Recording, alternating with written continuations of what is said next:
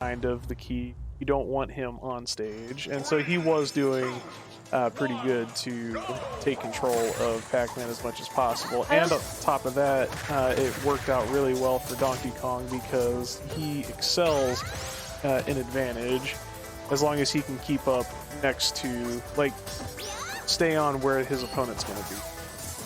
Okay, hold on. I just want to mention this. A lot of Donkey Kongs just use that cargo throw and to the back, throw them back, stage to stage spike, which isn't very good because people are like. You are able to tag. Yeah, you're. Okay, anyway.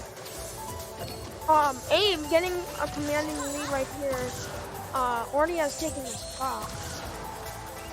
Abe, from what I played in doubles, is actually pretty good, you know. And along with this matchup, it should go in his favor, simply for the sole fact that he has that reflect, and it can be, and it's not even just the reflect; it's the fact that it's a good cover all the entire body type reflect. It's one of like the best moves. And on top of that, it doesn't take long for it to recover, so you still have to, if you're going to punish it, wait for it to stop, but you have to be like right on top of it the moment it stops, otherwise they're just going to start doing something else. Because that move, it has almost no lag at the end. It's not like it just has one single big hitbox, it has multiple hitboxes, like just scattering out, and like it sends decently far, not like where it kill, but it sends decent. Now, with Duck Hunt on the other hand, though, if this wasn't a character that has... and that's gonna be counter. If it wasn't a character that has a good reflect, typically you could expect Duck Hunt to run the matchup fairly well, at least making the game take a long time, because typically the Duck Hunt playstyle is a lot similar to what you normally see from the Pac-Man playstyle, where they kind of sit back and let their projectiles do the work for them. But this one, he seems like he wants to get in just a little bit while mixing in his projectiles a little bit. I think he really wants to. And since Zelda is unable, since Zelda is making sure that he's not getting the kill with the projectiles, and that's gonna be he is forced to have to play close, which is not something that you normally see as Duck Hunt's strong suit, at least the players that play him. Yeah. And there we go with neutral beam. Yeah, you can just shield that if they're close enough. It'll just hurt them. Doing really good at staying on his recovery though. Like any mistake right now could be it for the game. It's been pretty heated first game though. I honestly would have expected this game 3. Oh no, he messed up. I mean, all these players are really good. I mean, yeah, they're all in losers, I believe. Yeah, Yeah, this is losers round 1 right now, and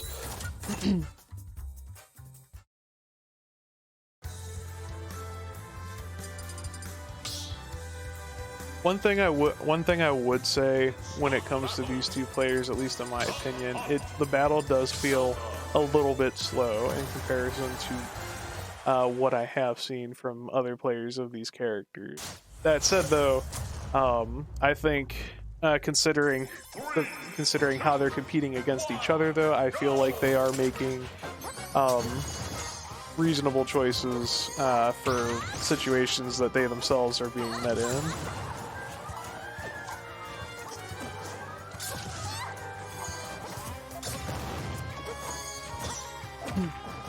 Like that right there, punishing that dash attack with the shield grab was a good choice. Oh, that was almost a shield breaker. Yeah, he's still good though. He's got to make sure not to use that shield for a good second though. Yeah, you recover shield so fast. I don't know if it was kind of never. It just feels so fast. I'm pretty sure it was in every game, but I do remember it distinctly in 4, where it's just like 4, I think, was the slowest in shield recovery, and even then it wasn't that long. Yeah, but I mean, like, shields in that game, like, they last You know what I mean? Shields also in Melee had variable shield range because of the fact that you could do a heavy shield and a light shield. Oh, really? So how it worked in Melee is, yo Beegs, we're just talking about Melee and shields. But how it worked in Melee was, it was specifically designed for only the GameCube controller, which was out at the time. And yes, there are some new players here today. And what you would do, you know how like the triggers on the GameCube controller, you can kind of press down a little bit or press all the way. So if you press down a little bit, you would get a bigger light shield. But if you were to hold down all the way, you would have a more compressed strong shield. However, both of them had the same amount of health. It's just you had a little more freedom in where you were blocking at the time. Wait, So instead of, wouldn't people just want to go with the bigger shield? So basically, With the lighter shield? light shield was often a good choice, but because of how fast-paced the game could be played, it really didn't matter that much. it didn't matter because typically you didn't really have time to react at all.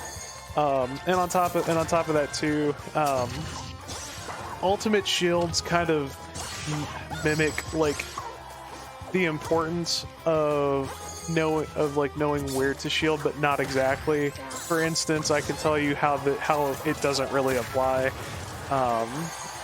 So like, for example, if Snake's feet are exposed, I can shield poke his feet with his roller. His feet with my roller and still get a ground. But I'll do the same thing to Samus, and her feet will be showed like the power suit Samus, and it won't shield poke. So the consistency is kind of like not there. A lot of people work, and whenever people do get shield poked, they're just like, wow, my shield's broken. But no, that's actually supposed to be how it works. Other characters just got a little more privilege in how their shield works.